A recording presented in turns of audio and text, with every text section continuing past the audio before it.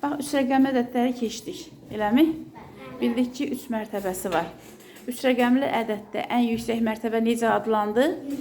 100-dür. İndi deyirəm sizə dediyim ədədləri yazın. 241. 241.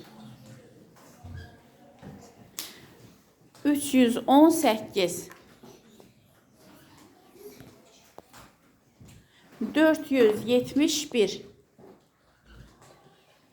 471.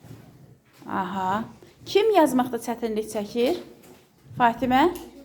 Başa düşdün? Afərin sənə. Gəlim sənin yanına görüm. 317.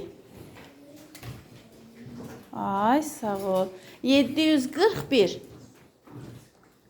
Ay, sağ ol. Gördün Fatimə, başa düşdünsə, deməli hər şeyi anlayasan, biləsən. Afərin uşaqlar. Bir dənə mötərizəli ifadəni yadımıza salaq. Görüm necə eləyirsiniz. Lövhəmizi təmizləyək. İndi dediyim ifadəni yazın. Mötərizəli şəkildə deyəcəm. 35 ilə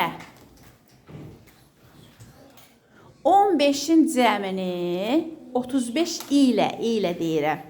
İlə deyəndə nə qoyurduq orada? 35 ilə 15-in cəmini nə qoyurduq? Nə deyirdi? Nə mötərizə? Bəli. 35 ilə 15-in cəmini 17 vahid azaldın.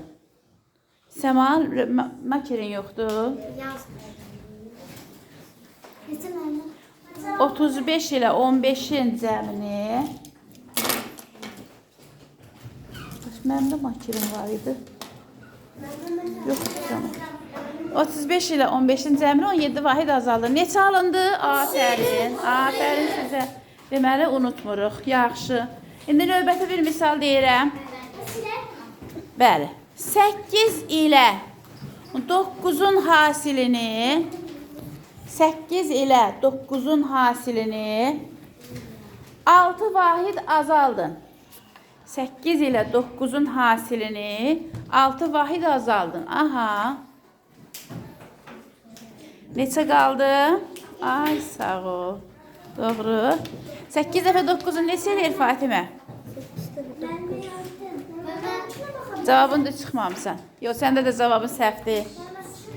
Səndə də cavab səhvdir. Sədiqə düzdür. Nicat düzdür. Aha, Banu düzdür. Səndə yox, tamamlamamısan. Neçə vahid azalt dedim, səndə düzdür. Mələkdə düzdür, mətləqdə düzdür.